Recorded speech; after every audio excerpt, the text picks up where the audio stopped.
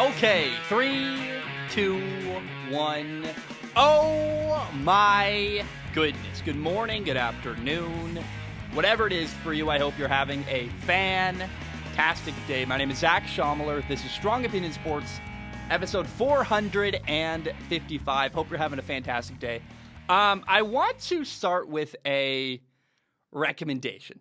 And, oh man, I did one of the most undisciplined things I've done in years last night. And this is the moment, I'm going to pause here. I want you to imagine, what do you think I did? When I say I did something really undisciplined, because I take a lot of pride in my work ethic, and I did something last night that I'm like, oh boy, that was pretty undisciplined. Here's what I did. I went to dinner, came back from dinner, and the new Jack Reacher series was out on Amazon Prime. And if you don't know, Jack Reacher is my favorite. Like, him, Captain Kirk, Jack Sparrow, and Han Solo, those are like my 4 favorite fictional characters of all time. And Jack Reacher is probably number 1. Like, as a child, I didn't know about him, but later in life, I found the Jack Reacher books. I absolutely love Jack Reacher. I even like Tom Cruise's Jack Reacher, even though he's a midget. He's a tiny human who Jack Reacher's supposed to be 6'5". I love the books and the stories and the character. And it was one of those where I'm like, I'm tired. Like, I need a little break. Then I'll get back to work. And you watch one episode. And you're like, oh, just one more. And I watch another one. And here's the most undisciplined thing I've done in years. I watched all 8 episodes of season 1 of Jack Reacher in one sitting. I just blew through it. I couldn't stop. I loved it. Oh my gosh. I don't really regret it. My only regret is I wish I'd known ahead of time, because it was one of those, like, you ever play video games as a kid? You're like, just one more round. Just one more. And it kept compounding. You know what? I'll watch like 15 more minutes, and then 15 minutes turns into a whole episode, and it kept compounding. I wish it'd been more calculated and planned out, because ideally, it would have been like, hey, get some snacks, like really lean into it, enjoy the moment. I just watched it, and I'm like, oh my gosh. So here's my recommendation. If you have Amazon Prime, watch the series. It's either called Reacher or Jack Reacher. I don't remember how they named it on Amazon, but watch Jack Reacher. It is an amazing television show. It's one of my favorite fictional characters of all time. Not a sponsorship. They actually did sponsor Joe Rogan. I'm pretty jealous of that. I'm like, oh, I would have killed for Amazon to pay me to talk about something I love.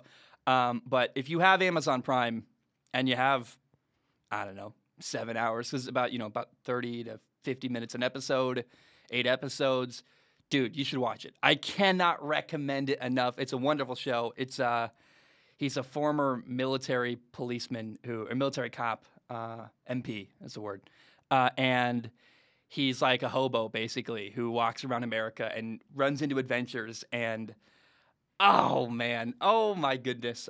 Can't recommend that enough. Let's shift gears to the new team name in Washington. And this is where it's let's have a fun conversation here for a second. I upload my own videos. So if you read a title on YouTube, or you read a podcast title on iTunes or Spotify or wherever, I want you to know I wrote that. I typed it out. I hit the publish button. Like, I'm the person who puts that out. And I had a conversation with someone last night. They're like, hey, you should do what like Pat McAfee does and say Pat McAfee reacts to Washington football team new name. And instead, you should do, Zach Schomler reacts to the new team name in Washington. And I love that idea, but I cannot bring myself to talk about myself in the third person. I just can't. A lot of people are like, it's a good way to get your name out there and, build the, quote, Zach Schomler name. Zach Schomler reacts, but I can't. I can't bring myself to talk about myself. Like, if I had a team of people and it was someone else writing that, great. Totally support that. You see Rich Eisen does that. Everybody has, like, blank reacts to and then insert whatever thing. I just don't feel comfortable putting my name as if, like, I'm not the person writing it. Like, I can't get past that mental block. It feels too weird and wrong. It feels like, I feel like someone would click on the video and go, Zach, we know that you wrote that. Let's jump in. Let's talk about it. The football team in Washington, formerly known as the Washington football team, before that known as the Washington Redskins, has announced their new team name. It's supposed to be more permanent. They are now the Washington Commanders. It's boring. It's pretty bland, which does make sense.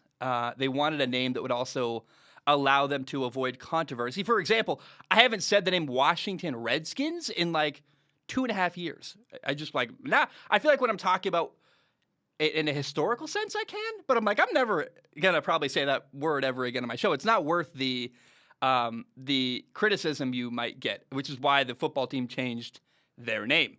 They wanted a name that would allow, avoid controversy and be, I mean, frankly, I think they were aiming for generic and boring. They definitely got that. It does feel like a created team in Madden.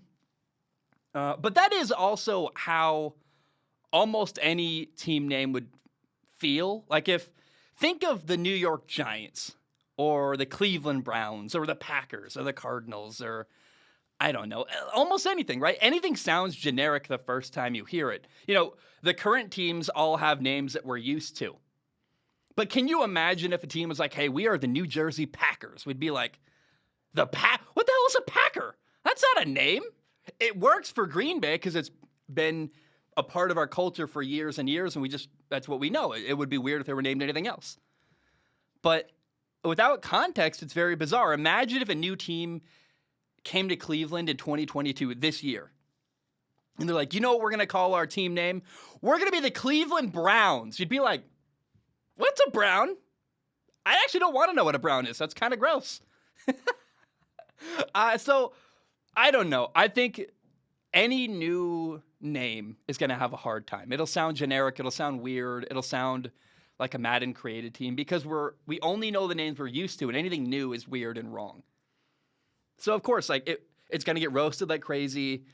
It is a corny name, the Commanders, but I think in like 2 years, nobody's going to care.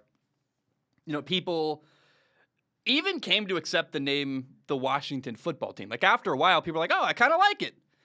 And remember when it was first announced, people were like, we can't even come up with a name, idiocy. And then by the end of the 2-year period of that name, people are like, can we stick with that? I like that.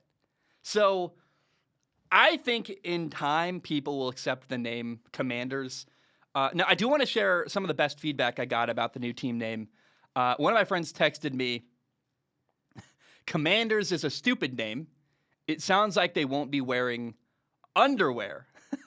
Going commando, baby. I'm like, okay. So they're the Commandos. That's interesting. Commanders. A lot of people thought the name is boring or clunky. I got that feedback like crazy. Again, they're trying to avoid controversy. That's why I think boring was the point here. Everybody's going to call them the commies, the Washington commies. A guy named Bailey commented on my Instagram post. He said, it feels like the Kirkland brand NFL team, which is the Costco generic brand, kind of like buying, I don't know, what's best True Value, Best Value, whatever the Walmart brand is. It's like a Walmart, Costco brand football team, which, yeah, again, I agree. A lot of people wish that it was the DC Commanders instead of the Washington Commanders. I totally agree with that. The DC anything is way cooler than Washington anything. Washington even, it's like, well, there's two Washingtons. There's Washington DC, Washington State. Why do we need to confuse it? And DC is just cool. I don't know. DC Commanders sounds way more interesting to me. They can't change that now. Can you imagine they announce a new team name and then 2 weeks later they're like, well, we meant DC Commanders. Excuse me. Can't do that, but I would support that fully. One guy said, I will be referring to them as the commies, and their defense will be known as the Red Scare. I love that. That's like reminds me of the Iron Curtain. Remember the Steelers defense? That's awesome. I really like that one. Guy named Drake said the name is a little disappointing. They had 2 years, and that's the best they could do. Yeah, I do agree with that. I thought, I think they were just really. I can't go. I keep saying like boring was the goal here, and whoever in marketing or advertising or whatever came up with it, they definitely achieved boring. Also, I don't know what the new logo is very minimalist. It's just a W. It looks like it's spray painted like a W together. It's got like 4 separate pieces, and I actually like the logo. It's a very simple W. I'm fine with that. I actually like the more minimalist logos you could make in the NFL.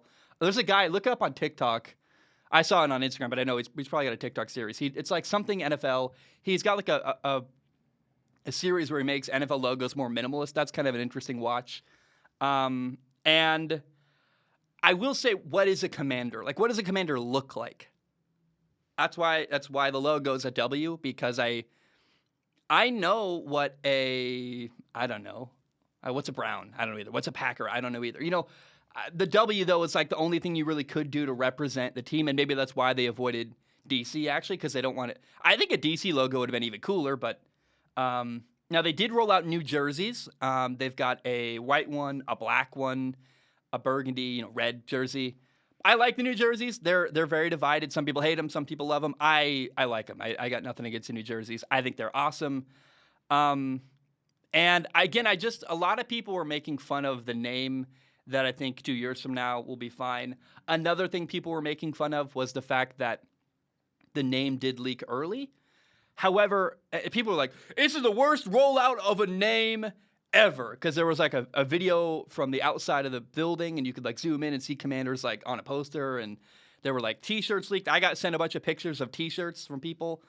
They're like, oh, I already know what the merch looks like, and that's fine. I think that was intentional, though. That is a marketing move called a soft launch, where before news breaks, you put it out there ahead of time to let people get used to the name, so that when the official announcement is made, people have more time to come to terms with what the change is. And people hate change. Like that's the big lesson here, really, is no matter what it was, a lot of people are going to hate it, because people just do not like when anything is new or changed. And I don't really know what name they could have chosen that would have avoided somebody being upset or somebody not liking it. Again, I can't say enough. I think eventually people will come to terms and be totally fine with a new name. It's just going to take a year, 2 years, 3 years, something like that. Eventually people go, oh yeah, the Washington Commanders, no big deal. We'll not think about it again. But for now, there is some fun criticism out there. And if you want a good laugh, go find Reddit, go find Twitter, go listen and read the things people are saying, because there's some really funny memes and funny stuff people are saying about the Washington team name. But it's going to have its moment. The moment will pass, and then eventually no one will even think twice about the new team name in Washington. Okay. I want to have some fun today. I want to make fun of myself and look back at the past. I want to play a clip. This is what I said right after the Bengals drafted their quarterback, Joe Burrow. With the number 1 overall pick, the Cincinnati Bengals drafted Joe Burrow, the quarterback out of LSU. This was absolutely the right pick. He's an incredible quarterback. Literally, he had the best season ever by a college quarterback of all time. And I know this is a shocker. People are going to go, oh, what? But his film, Joe Burrow's film, was better than Andrew Luck's film when I watched it. I just went, this guy's incredibly accurate. His work ethic is unreal. He mastered everything he could control, which I love. Joe Burrow said, my footwork, my accuracy, everything I can control, my preparation, I'm going to master that and do the best I possibly can. And he was the most accurate quarterback I have ever seen on film. Now, some people criticize Joe Burrow as a one-hit wonder, because in 2018, I admit he was an average quarterback, and in 2019, last year, 2 years ago average, last year in 2019, got way better, just massively, massively improved. But he also owns it. He says, look, he said in an interview last night, Joe Burrow literally said, I wasn't great in 2018. I worked my butt off. I got better. And he improved. I don't know what to tell people who keep saying, he's a one-hit wonder. I don't know what to tell you other than the guy got better. Watch the film. He's a different quarterback. He's a much better quarterback. I've never seen a quarterback improve the way that Joe Burrow did last year in 2019. And then in all the big moments, in all those big games, Alabama, Georgia, Clemson, the entire college football playoff, he rose to the occasion. He played better. He was great. Now, here's the question, though. Will the Bengals actually build around Joe Burrow? But I think Joe Burrow's going to have a rough rookie year. But I want you to be patient. I want him to be patient, because Joe Burrow's going to get a year of film from his rookie year and go, okay, I have a year of film to watch and learn from. And now going into 2021, 2 years from now, he can go, we need to change this and this and this and this and this. Joe Burrow might need a year to learn. Similar to Peyton Manning. Peyton Manning's rookie year, he went like 3-13. I believe he set the rookie record for interceptions in a season. He was like ridiculously bad. But Peyton Manning, the next year, played much better, because he looked at the film and he learned from it. The same could be true for Joe Burrow. If he has a bad year next year, don't panic. It's okay.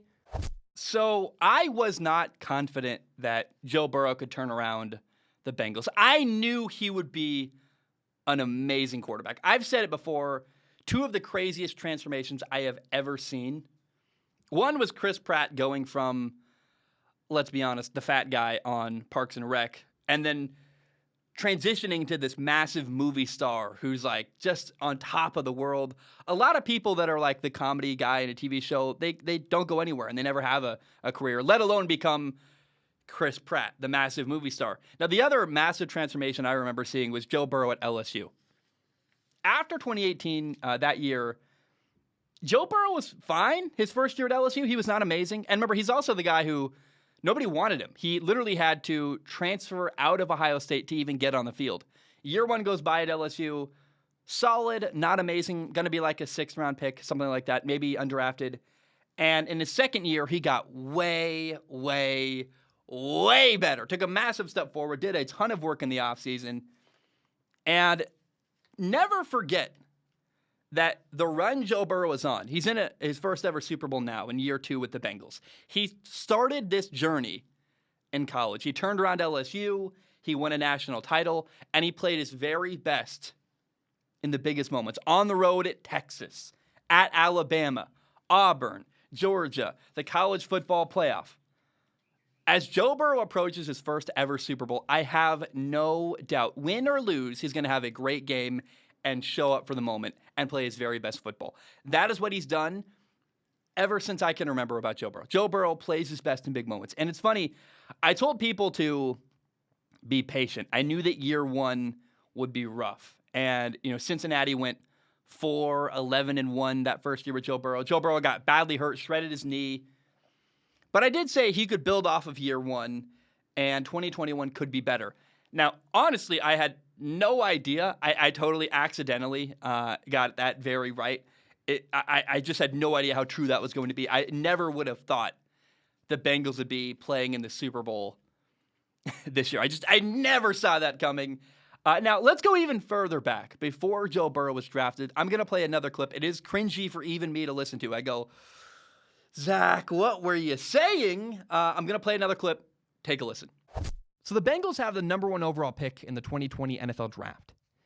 And it's assumed, in fact, it's been reported by some people that they are going to draft Joe Burrow, the Heisman Trophy winning quarterback out of LSU. It's likely that the Bengals are going to draft a quarterback number 1 overall who won a Heisman Trophy. They've done the exact same thing before. In the 2003 NFL Draft, the Bengals chose Heisman winning quarterback out of USC, Carson Palmer. And it's really interesting to hear Carson Palmer talk about Joe Burrow. He calls Joe Burrow a spectacular talent. He gives him high praise. It's very clear Carson Palmer likes and believes in Joe Burrow. In fact, guess who Joe Burrow's coach is, his throwing coach in the offseason? Yes, Joe Burrow is working with Carson Palmer's brother, Jordan Palmer. Interesting, right? Oh, and Jordan Palmer, guess where he used to play? Jordan Palmer used to be Carson's backup in Cincinnati with the Bengals. But when you hear Carson Palmer talk about the Cincinnati Bengals, it feels almost like he's warning Joe Burrow not to go there. And Carson Palmer talks about how coming out of college and entering the NFL, he thought he could change the Bengals. He thought he could save the organization. But he didn't understand the NFL. He believed that the most important part of the team was the people on the field. And the reality that he learned is that actually the most important part of a football team is the organization that picks the players to go onto the field. There's a reason that the Bengals are drafting number 1 overall. They're a bad organization. Carson Palmer never made it work in Cincinnati. He was really good, and they never won a playoff game. It reminded me a lot of Matthew Stafford with the Lions, where I just really thought that the Bengals organization would hold back Joe Burrow. Ownership really matters. If you don't have good ownership, you can't win in the NFL. At least it makes it way harder. And that leads me to my next clip. Take a listen. The Bengals are planning to draft Joe Burrow number 1 overall. He's the new star hero of the franchise. They can sell a lot of jerseys. They can give fans hope. And fans in Cincinnati, I'll be there this fall, they'll be like, ooh, things are changing. Things are turning around for the Cincinnati Bengals. They're not changing. Things are not going to change in Cincinnati. The owner is still Mike Brown. Mike Brown is still the owner of the Cincinnati Bengals. And as long as he is, things are not going to change. Carson Palmer never won a playoff game until he left Cincinnati. But Joe Burrow, in my opinion, Joe Burrow needs to reject the Bengals and do it hard. He needs to be harsh. He needs to say, I don't want to play for the Cincinnati Bengals. They have bad ownership. I will not play for Mike Brown. You can draft me. I won't play. Joe Burrow has worked too hard. He's too talented to waste years of his career in Cincinnati. He might have a little bit of success in Cincinnati. Maybe at some point, Joe Burrow wins a playoff game with the Bengals, and that'd be awesome. Pull an Eli Manning, refuse to go there. That's what I think is best for Joe Burrow and his family. Go to a better organization, have a better life, win football games, and achieve good things, great things. Don't go to Cincinnati and underachieve. Oh my gosh, it's hilarious to listen to that. It really is. I said don't go to Cincinnati and underachieve. All Joe Burrow has done since he got to Cincinnati is overachieve. I said maybe someday he can win a playoff game, like one playoff game. He won 3. He won 3 this year. And now he's going to a Super Bowl in year 2. And really the big thing that happened with the Bengals organization, and what really took place is that Mike Brown, the Bengals owner, has gotten older. And as that has happened, he's given more and more control to his daughter, Katie Blackburn. She's got a dope last name, by the way. She married a guy named Troy Blackburn, but she is Mike Brown's daughter, despite not the same last name. Katie Blackburn and Duke Tobin are basically running the Bengals organization. And they've done a great job building around Joe Burrow, something I was very concerned would not happen in Cincinnati. They brought in, for example, the defensive line. They brought in Trey Hendrickson. They brought in DJ Reader. They traded for BJ Hill. A really great, quiet trade with the Giants to get BJ Hill. They gave Sam Hubbard a big contract. I was really, really critical of the Bengals for being cheap during the Carson Palmer era. I'm like, look, it didn't work with Andy Dalton. It didn't work with Carson Palmer. They didn't even spend money when Carson Palmer really needed it to win more playoff games and go farther. However, they've actually done a really good job building their team here in the Joe Burrow era. And the only thing left that the Bengals really need, in my opinion, is a better offensive line. And that leads me to my final clip. This is what I said when the Bengals drafted their stud wide receiver, Ja'Marr Chase, number 5 overall in the 2021 NFL Draft. I'm going to be really, really harsh on this one. The Cincinnati Bengals did not draft an offensive tackle, an offensive lineman. They drafted wide receiver Ja'Marr Chase from LSU. And Ja'Marr Chase, another guy. It's weird to knock this pick because he's incredibly talented. He's a great football player. He played with Joe Burrow at LSU. He's gonna be awesome. Frankly, watching, it's gonna be a high-powered, exciting offense in Cincinnati. Here's the problem: your starting quarterback Joe Burrow got hurt last year with a season-ending injury. Got hit a ton. You need to get him help on the offensive line. I just don't understand. Yeah, wide receiver, they're great, but if Joe Burrow's on his back, it doesn't matter how many great wide receivers you have. So this is the pick I hated the most in the draft. I could not believe that the Cincinnati Bengals did not draft an offensive tackle. They should have picked Penei Sewell out of Oregon. Literally, it's very possible he's a Hall of Fame left tackle. And I just, what about the offensive line? I could not believe that the Bengals did not draft Penei Sewell, the offensive tackle out of Oregon. I hated this move. Which is weird to say again. They got a great player, but they got a player who doesn't protect the quarterback. So I just think it's a weird move that I really didn't like. Ja'Marr Chase is going to make a ton of plays in Cincinnati. He's a stud. He's a great player. And watching Ja'Marr Chase paired up with T. Higgins, it's going to be fun. I have no doubt Ja'Marr Chase is going to score touchdowns, make a lot of big plays. He's going to be a blast to watch in Cincinnati. This will not be an awful pick like when the Bengals drafted John Ross, number 9 overall in the draft a couple years ago, and he was like a total bust. This is not that kind of pick. This is a good player who I feel good about. I cannot say this enough. You have to protect your young quarterback. It's very important to get your young quarterback protection, especially Joe Burrow, guy who got hurt last year. Jamar Chase was really good, but passing on Penei Sewell was a terrible, terrible mistake. That's my fear for the Cincinnati Bengals. We'll see if I'm right. Like, I'll revisit this. We'll see in like 3 years who was right. And I'm not saying Jamar Chase is a bad pick because he's a great player, but I would have picked Penei Sewell. And I'm really curious to follow the storyline as it develops over this season and over the next couple of years. I think Bengals fans have slightly unrealistic expectations, thinking their team is a playoff team. They're going to do all this stuff. I'm like, wow, let's slow down. You're just trying to get through a year without your quarterback getting hurt, in my opinion. I think, frankly, like, they got better. They added a new receiver, Jamar Chase. I don't know how much of an impact that really makes. I would like to see the Bengals doing fantastic. It'd be awesome if they were 8-0 to start the year. I just don't think that's a realistic expectation for the Cincinnati Bengals. I was very, very critical of this move. I did not like it. I knew Jamar Chase would be a star player, but I did not think he would lead to Cincinnati winning more games. And I was really, really worried about the Bengals' offensive line. In fact, I still actually kind of am. Like, going into the Super Bowl, I'm like, just please, Joe Burrow, do not die. That's all I'm asking for.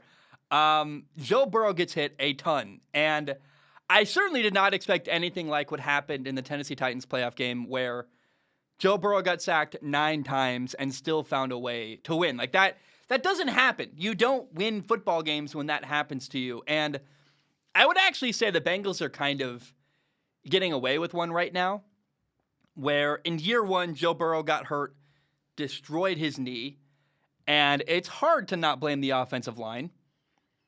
And the thing I just did not account for is that Joey B is just a wizard at surviving in the pocket. He avoids sacks like crazy. There's a play against the Kansas City Chiefs where, Chris Jones has him dead to rights, not once, but twice on the same play, and he avoids a sack. He ducks under it, then avoids a sack with like an ankle bite. And he does that all the time. He avoids sacks like crazy. Like, you just are like, he's not Russell Wilson. Like, he's not as fast, doesn't have a crazy amount of top end speed, but he's just like a little slippery. You can't get a hold on Joe Burrow. He's hard to sack. He's also incredible in a messy pocket. He is one of the best quarterbacks I have ever seen with bodies around him. When there's people around his legs or hitting everything, I could not have fathomed how good he would be at hanging in the pocket and getting hit a lot, but still stepping into throws and delivering the ball on time. It's crazy. And then on top of that, all those things, avoiding sacks, he's good in a messy pocket. He's also, I think, elite pre-snap. Like, he is one of the best quarterbacks in the NFL before the ball is snapped, at recognizing a coverage, recognizing, hey, how do I need to shift my protection? Are they blitzing me? And that's why he's so good at a blitz. Joe Burrow, when you blitz him, he doesn't cringe. He doesn't go, oh no, what do I do? He doesn't try to run away. He goes, all right, baby, let's go. He loves it, because what it does is it actually in a weird way simplifies the game for Joe Burrow, because if you're taking a bunch of people out of coverage, it gives him one-on-one matchups, and he just goes, where's my best matchup? I'm going to get the ball to hands very quickly, and he'll shred you. And that the stats show that. Like, he just destroys people when you try to blitz him, and that's because he's really good pre-snap at recognizing coverages and where pressure's coming from. Now, I already made a video about about just the monumental amount of how wrong I was about the Bengals this year. Remember, I predicted the Bengals would go 4-13, which I very quickly, they were 3-1 to start the year, and I literally made a video. I was like, nope, already got this one dead wrong. Like, they are not at all as bad as I thought they would be. And it's funny, there's a clip where I said that the fans in Cincinnati had unrealistic expectations by talking about a playoff run during the preseason. This is not only a playoff run, this is a Super Bowl run. They're in the Super Bowl, playing the Rams 2 weeks from now, like that. Or I guess next Sunday. That's unbelievable to me. And I'm so glad I was wrong. And the one thing that I want people to know is that despite all the times I was not sure it would work in Cincinnati, or I was like, I don't know, the ownership there is bad, or I don't know, the offensive line is bad. I want people to understand one thing about Cincinnati. It's one of my favorite places on the planet. I've got this weird love. I think most people that aren't from Cincinnati probably would tell you it's terrible. In fact, there's a show where they joke about how, like, Cincinnati's like hell. And I'm like, no. Cincinnati's, I love it. The people there care about sports. It's clean. It's beautiful. Great breweries. I can't wait to spend time there in the future. As a child, my dad would make spaghetti, chili, and cheese as kind of a riff on Skyline Chili. Skyline Chili is my favorite food. It's my favorite comfort food when I'm like having a bad night or just need some really good comfort food. And so I'm so happy that these two things have really collided. Joe Burrow, this quarterback who I'm really inspired by, his work ethic, his moxie, his confidence, his attitude. It's a quarterback I love in a city I love. And so maybe what I'm going to say here is, Cincinnati, can you forgive me? I was skeptical. I didn't think it was going to work. I really, not that Joe Burrow wouldn't be great, not that Jamar Chase wouldn't be great. I assumed things were still the way they were when Carson Palmer was the quarterback there. The ownership structure is different. And also, Joe Burrow's better than Carson Palmer was. He's just elevating his teammates more than Carson Palmer ever did. And I just love seeing what's going on. It's a quarterback I love, a city I love. It's this great combination. And I'm so happy to have been wrong about Joe Burrow. It certainly is really kind of cringy to look back at the stuff I said. But in all of that, I hope it's understood that there's a lot of love for the city. And it's a place oh my gosh, I miss it, man. I really love the city of Cincinnati, and I'm happy that Joe Burrow is just making me look monumentally wrong. It's a joy to watch, and I don't know that they're going to win a Super Bowl. I am crossing every finger and every, my toes, everything. I want them to win so badly. I don't know they will, but I want you to know I am rooting for Cincinnati hardcore in the Super Bowl, and they got a shot. So I don't know. I really wanted to look back and I just think it's fun to kind of clown on myself and look back at all the times I was wrong or the things I said. And Joe Burrow, man, has just proven me wrong over and over and over again, and I love that. All right, let's shift gears. By the way, you may not know this. My power went out twice during that segment. It was right at the end of the Washington segment, then in the middle of the Joe Burrow segment. And I'm like, guys, I don't know what's happening. I don't know why my power keeps going out. The construction is gone. The plumbing's fixed. There's no more drilling, thank goodness. But, I live in like a really cheap apartment, and I'm very glad to pay like nothing to live here. It's great. But it does come along with a lot of weird, frustrating problems. And it really threw me off. I'm trying to record the show, and I'm like, my camera's off. My computer's off. I got to restart my computer. I'm like, are you kidding me? It really is trippy to like just be like totally thrown like that. So I don't know what's going on, but I wanted you to know that happened. If I seemed off, I think I just played it off pretty well. But if I seemed off, it's because there's like a 20-second or a 20-minute gap in there where I'm like restarting my computer, waiting for power to come back on. I'm like, please, can we figure this out? I want to continue the show. I love my job. I like talking about sports. I'm like trying not to get super sweaty. Like, it's okay, Zach. You're fine. It's good. The lights will come back on. What a nightmare. Let's talk about the Jaguars. The Jaguars have hired a new head coach, Doug Pederson. And it's surprising. It's kind of cool. I love this hire. I am really curious how people in Jacksonville feel. So if you're watching on YouTube or listening, send me a message or write in on YouTube, send a comment. I want to know how you, the Jaguars fans, feel about this hire. But I think this is a great hire. He's a proven NFL head coach. If you compare him to Brian Dable in New York, Matt Eberflus in Chicago, Nathaniel Hackett in Denver. Nathaniel Hackett is a guy. I am all in on Nathaniel Hackett. I love the guy. You ever seen him like coaching? He's got passion and energy. He's a quarterback coach I would want to work with. But regardless, Doug Pederson, unlike all those guys, Kellen Moore, Brian Dable, Matt Eberflus, Nathaniel Hackett, Doug Pederson's been there, done that before. He's been a head coach in the NFL. He's won a lot of games, and he won a Super Bowl. I don't know, man. I think it's a great hire. And he also played quarterback in the NFL. I think he's going to relate very, very well to the Jaguars' young quarterback, Trevor Lawrence.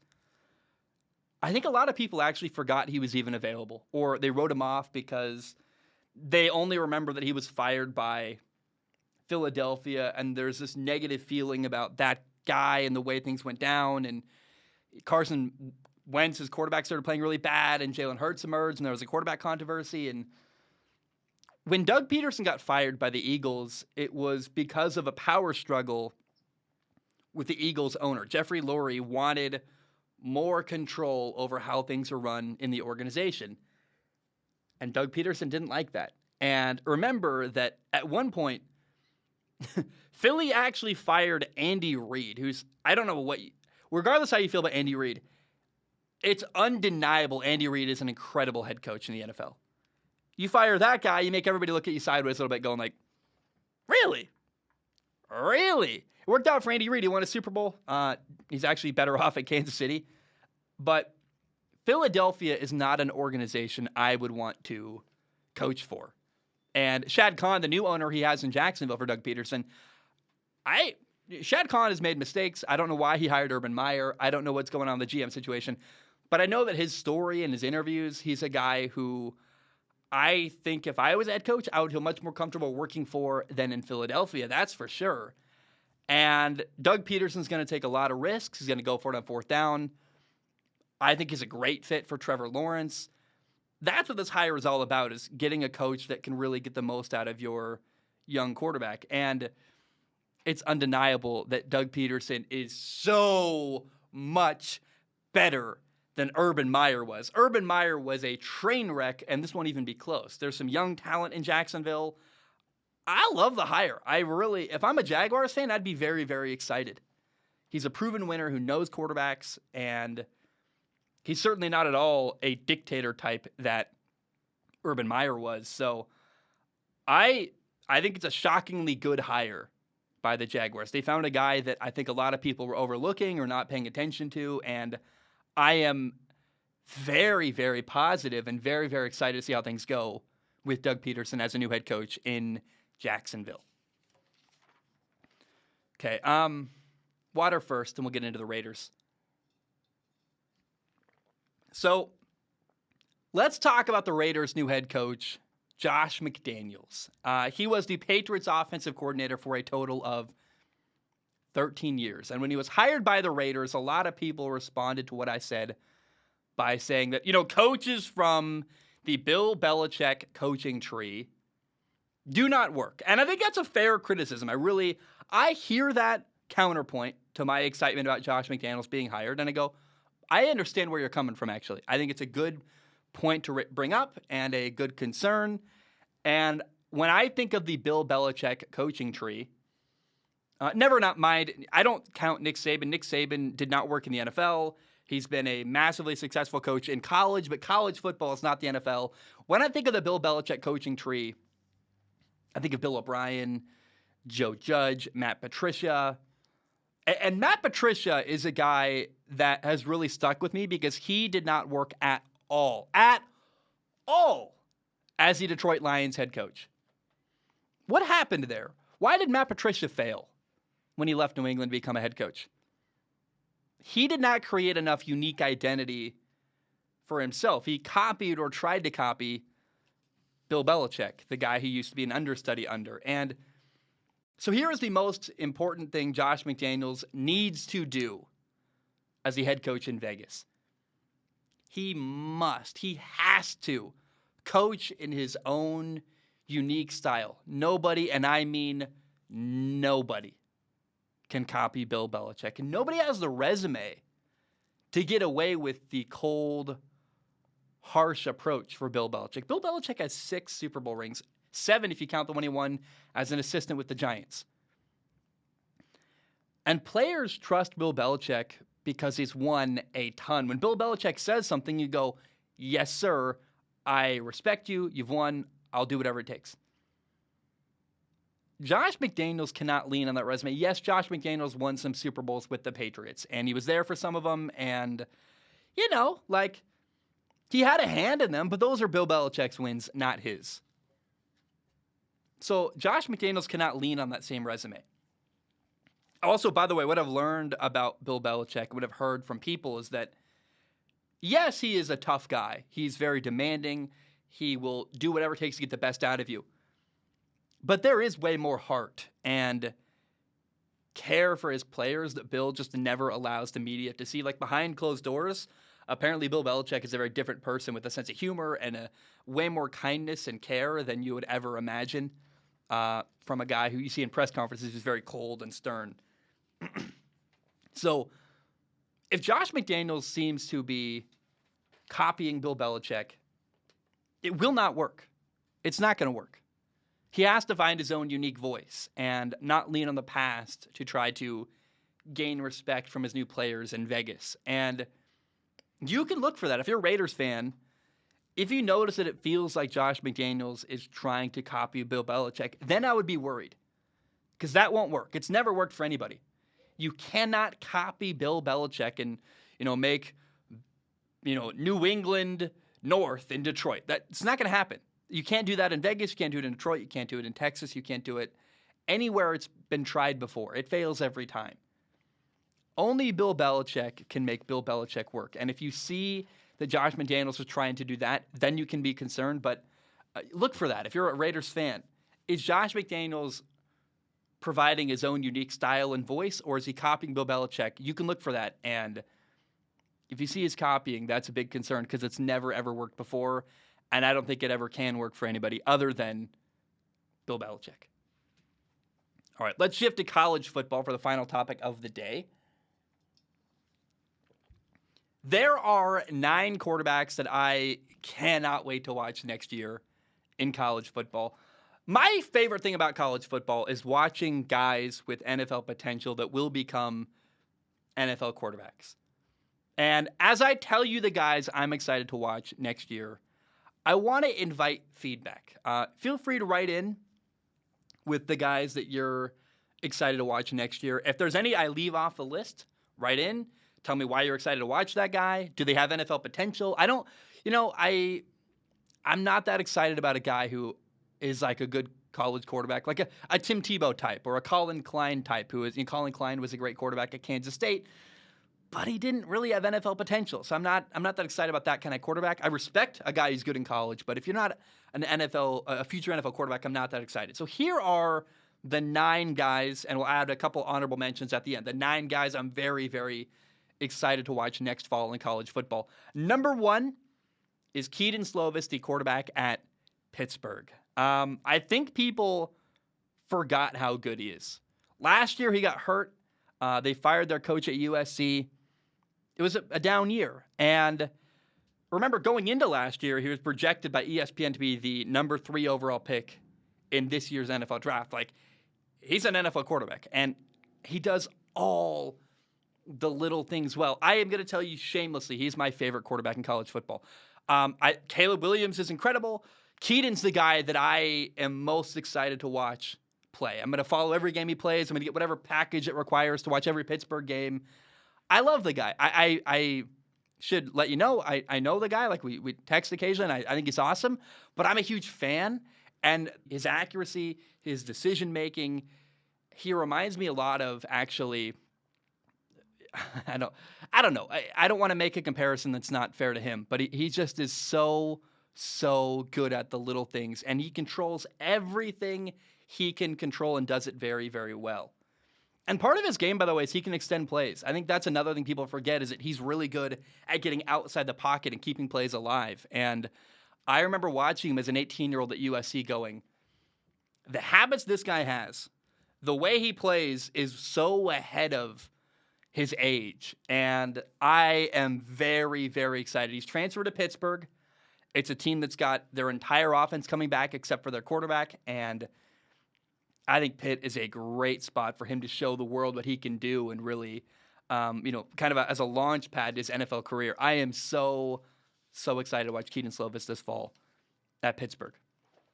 The second quarterback I'm most excited to watch is Caleb Williams. From a guy who left USC, Kedon Slovis, to now let's talk about a guy who transferred into USC. He played last year at Oklahoma. He took Spencer Rattler's starting quarterback job, and he has now followed head coach Lincoln Riley from Oklahoma to USC. I don't know why the transfer took so long. I was waiting and waiting and waiting, like, where? It seems like he's going there. He took a long time to announce he was going there. But let's be clear about Caleb Williams. He is the very most talented quarterback in all of college football. He is the best. And he's got crazy arm talent. He's got a massive arm. He can make any throw from any, like, I don't care what arm angle. I don't care how his feet are positioned. He can make any throw. It's really fun to watch him. Like, he just throws a beautiful football. He can run both with speed and power. He's got a run against Texas where it's like 4th and 1. He runs someone over and then continues running and runs for like a long, like 60-yard touchdown. And you're like, I didn't know he was a running back and a quarterback. Like, it's incredible. And he's going to be a sophomore next year. He's a future number 1 overall pick. He's crazy talented, and he's going to be a blast to watch this year at USC as USC tries to get back on the map as a true top dog in college football. Number 3 is Bryce Young at Alabama. He won the Heisman last year. He's the only quarterback at all last year who challenged Georgia's defense. And a lot of people talk about how, he plays with the best talent. He's got great receivers. That's true, but he's also incredible at making plays. And he's not a running quarterback. He can run, but he doesn't run on like quarterback designed runs. He really doesn't even run downfield very much. He runs behind the line of scrimmage. He extends plays. He keeps plays alive. And he's so good at that. I love watching Bryce Young. Him and then the number 4 quarterback, C.J. Stroud, another obvious one. Bryce Young and C.J. Stroud are the 2 young guys in college football, where I'm like, yo, these guys are incredible. They're just dealing left and right. And C.J. Stroud, the quarterback at Ohio State, the number 4 quarterback on this list, is just another crazy young quarterback, man. He's got incredible anticipation, a great deep ball. I loved watching him in the Rose Bowl this year. He made a lot of great throws all year. And another guy who had great receivers similar to Bryce Young, but another guy that is just a really top-notch talent. And I am very, very excited to watch C.J. Stroud next year at Ohio State. Number 5 is Spencer Rattler. He transferred to South Carolina out of Oklahoma. He had some bad games last year at OU. He lost his starting job. Ego is a big concern for Spencer Rattler. I actually worry that the NIL change happened and he could make money with sponsorships, and he felt distracted a lot last year. Like something was pulling his attention away from football.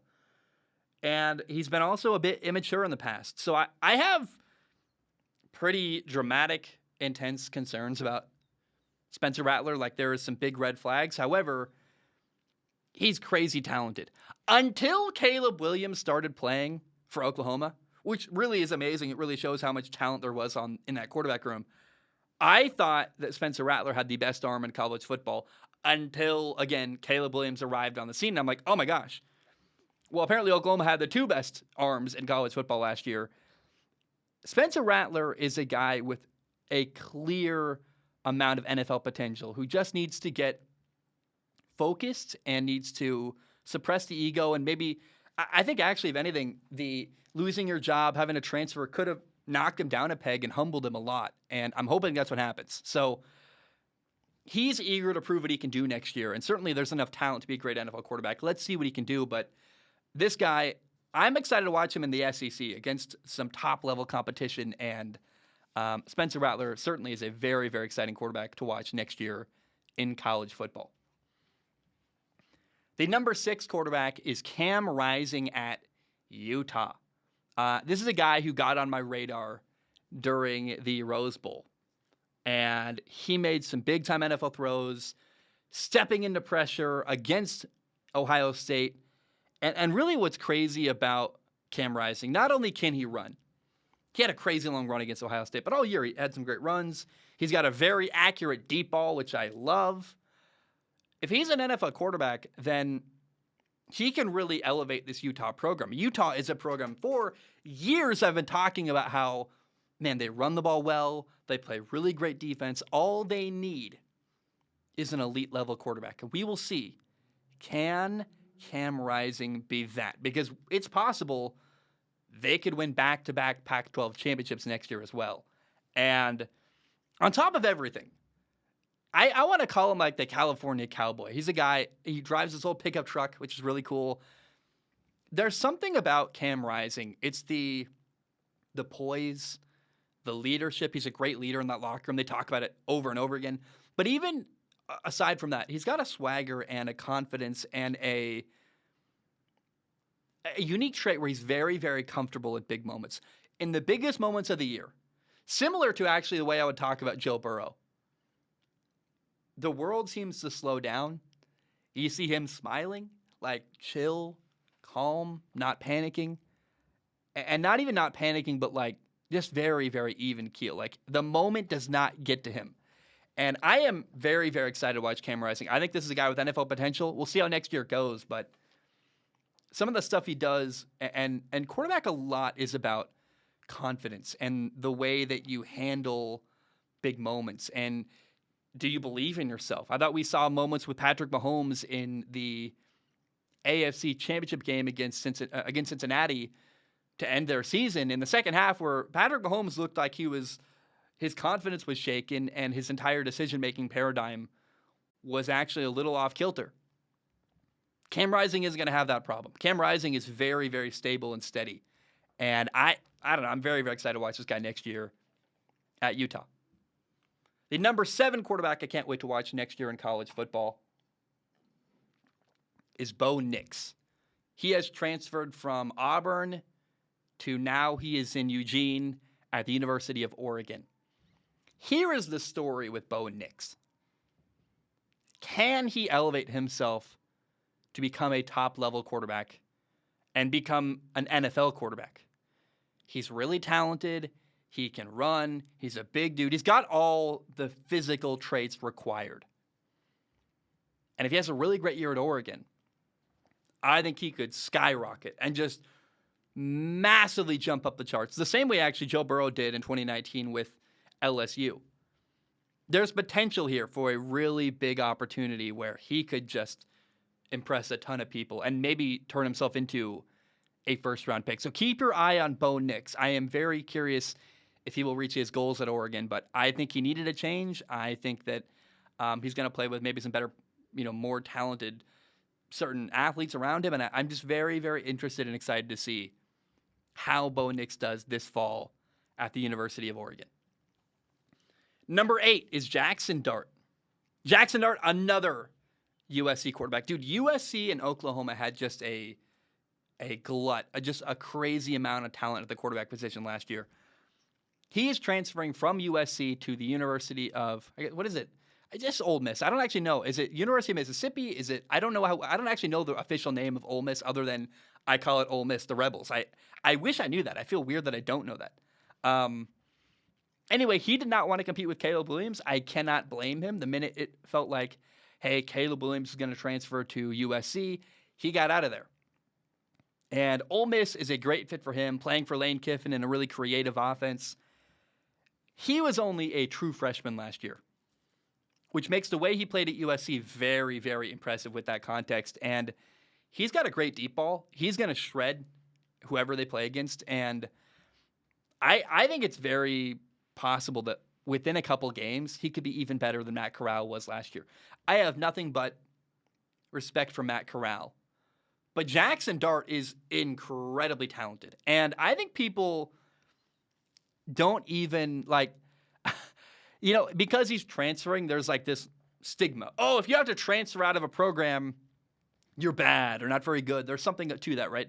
People always kind of there's like a stigma if you leave a program. Oh, why weren't you good enough to play where you were? Let's be clear. One of the only people that could have gotten Jackson Dart to transfer out of USC was Caleb Williams, who is the unarguable most talented quarterback in college football. So it's not like Jackson Dart lost his job to someone who is like not very good or terrible or like, I'm trying to, I don't know. I just, it's pretty clear. Like he's like, I am not going to even try to compete with Caleb Williams. I'm going to go somewhere else, make my own opportunity, and great for him. The number 9 quarterback, the final one on this list, I don't know why. I do not know why he's number 9. Jake Haener at Fresno State is a quarterback I'm very excited to watch. I love this guy. Throwing back shoulder fades. He's very accurate. He's very creative with his ball placement, actually. And I don't know why I left him till number 9 on the list. I think he's better than some of the guys that are earlier on this list, actually. This is in no particular order, but the guy is crazy underrated. He's an NFL quarterback, and he's got great habits. I'm actually very excited he's coming back for another year at Fresno State. He had a couple games last year where he had these incredible highs and then these moments where you're like, kind of a miss, like a weird loss, a weird game here and there. The Hawaii game is weird. He's a super senior coming back for his final year. He shredded Oregon and UCLA last year, made some really impressive throws, and I'm very excited to watch Jay Kaner next year in college football. I have 3 honorable mentions. Dylan Gabriel is a transfer from Central Florida to Oklahoma. Going to be interesting there. Quinn Ewers, the transfer from Ohio State to Texas, is interesting. He could start at Texas, and he actually got Casey Thompson to leave. Like, no one wanted to compete there. It seems like he's the next quarterback at Texas. I'm excited to watch that. And Cade Klubnik, he's going to be a freshman at Clemson, could start as a freshman. They need a quarterback at Clemson. DJ Uiagalelei was kind of a bust last year, and I'm hopeful. Like, we'll see. Cade Klubnik and Quinn Ewers. I don't know if they're going to play. We'll see what happens, but they are guys who could start immediately next year after getting to new school. Whether Quinn Ewers transfer, Cade Klubnik as a freshman, they could start immediately next year, and I just don't know how to judge them. I don't know where to put them on this list, but they are guys I'm definitely excited to watch that are on my radar for next year in college football. So write in, let me know your quarterback. Who did I leave off the list? Who are you excited to watch next year in college football? What quarterbacks do you think have NFL potential that I maybe did not mention? Let me go back to the list. It is Keaton Slovis. Can't wait to watch the guy. Caleb Williams, Jackson Dart, Spencer Rattler, Bryce Young, CJ Stroud. Then you have Jay Kaner, Cam Rising, and Bo Nix. I think that's all 9. One more time. Keaton Slovis. I should have counted it. Keaton Slovis, Cam Rising, Jay Kaner, Caleb Williams, Spencer Rattler, Jackson Dart, Cam Rising, Bo Nix, and Bryce Young, CJ Stroud. I don't know. I feel like I left someone out or said, I don't know. What am I doing? I don't know. Anyway, enjoy next year in college football. I cannot wait. And I'm going to have to cut that out. I'm definitely not leaving that in the breakout. Me trying to count and failing horribly, probably saying Bryce Young's name 4 times. Anyway, I love you. I appreciate you. That is all I have for today's episode. And have a great day. But bam, we are done.